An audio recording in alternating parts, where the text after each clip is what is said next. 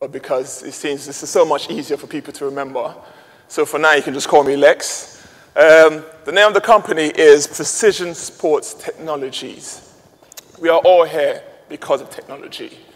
So I'm going to start things off with a quick game, a quick survey. Is everyone okay with that? Everyone okay? No? Right, okay. Question. I want you all to think of the top 3 industries which technology is absolutely fundamental to it. Top 3. You only have a few seconds because I haven't got much time. So I want everyone just to think of it right now in your head. Top 3, number 1, number 2, number 3. Is everyone ready? Right, I'm going to ask another question. I just want you all to put your hands up. For your number 1, was sports there? Number 2, was sports there? Number 3, top 5. Top 10? 100? Ah, there we go, at least one. I knew I'll get there sooner or later. The fact is, when it comes to technology, no one really thinks about sports, which is quite interesting when you consider the fact that the whole origins of sports is completely associated with technology. Sports and technology have a symbiotic relationship and go hand in hand. If you go all the way back to the history of sports, to the earliest of the Olympics, you see one of the earliest sports, the standing ball drops. Some of the athletes, what they'll use is what's called halters, and they'll hold it. And as they'll do the jump, they'll use it for momentum to propel them forward. And midway through the air, they'll let go. And why? Because it allowed them to jump further. So right from the very first sport, technology came with it. Okay, it's a bit rudimentary. It's not an iPad. It's just 2 very heavy stones, but it's technology nonetheless.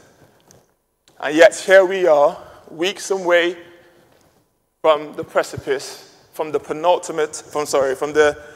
main show when it comes to human performance, the Olympics. I have a great advantage in the fact that where I am based at the University of East London is just a stone's throw away from the Stratford and the Olympic Centre. And during this period, you're going to have athletes from all over the world, representing every single nation, coming to East London to try to achieve a gold medal, or some medal at least. Everyone wants to come in. An athlete's dream is to come and to gain a medal, preferably gold, but silver or bronze will do. So if I was to ask you which athletes are going to win this medals, and what are the factors that help them win this, what do you think of? Genetics? Definitely. Probably the most important factor. Work ethic? Almost certainly. You don't win a gold without some great work ethic. But what about the other factors? What about like the support systems? We know about the coaching, but what about the sports science technology? What about the medical technology? The simple fact is, to be successful requires technology. Technology wins gold. Technology wins gold. And what's happening over the years is that there's been a divide. We now have the haves and the have-nots. The haves can invest literally tens of millions into sports and technology. And then with that, they can use that to win in so many different areas, whether it's Olympics, whether it's professional football, which I have a background in, wherever area is rugby, they invest millions, and then they win. And the have-nots cannot. They can't invest anywhere near as much as the haves.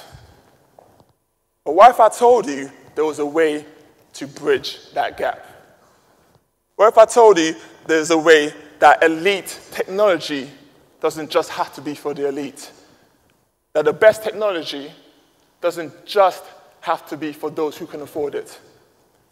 What if I say there was a way to open up the floodgates of sporting technology so everyone in the sporting community has access to top technology? That is the goal, that is the vision, and that is the purpose of precision sports technology. And we plan to do that with our very first system. We have many in the works, but this is the first one, called the Precision AMS. For those of you who aren't aware, GPS systems have become very important in sports recently, especially in football. football and rugby. And what they do is GPS systems allows you to track player information, where they are, how fast they're running, speed, loads, all this kind of different variables when it comes to training. So you can know when a player's about to get injured. It saves you from players, from injury rates, from recovery. But these systems are very, very expensive. We're talking about the hundreds of thousands here in euros. But the goal of precision AMS is that that technology can now be available for virtually every single sporting club or organization in the world. The precision AMS is not just a cheap system, a GPS system. It isn't just that. The precision AMS will be the fastest system on the market with the highest sampling rate compared to all the others. It would have advanced, affordable technology, which means better, but yet cheaper. It will have wider sporting applications, from field sports to track and field to cycling to rowing to tennis, and it will also give you such things like real-time power output, so you know how much power an athlete is producing. Precision Sports Technology has partnered up with another company in the US called Sports Data Hub, and it's been developed at UEL. And with Sports Data Hub, it will allow for a platform to gather information and proper data analysis, open to everyone. I can tell you right now, there's already a vast amount of interest in the precision AMS. From Kansas City Sporting MLS team, to West Ham, to Sparta Prague, if you know your football, to even the US Olympic team, of which I'll be having a meeting with them next week. So I'll ask you, what is the legacy for London 2012? I can't speak for the government, I can't speak for the committee, but I can only speak for this company. And that is to open technology for everyone. And this is a vision that's not just for this company, but a vision I want everyone here to be part of. If you vote for me, let us make sporting technology the legacy for London 2012. My name is Alex Oviawe. Thank you. Please follow me on Twitter at XanderOV, and you can find out more. Thank you.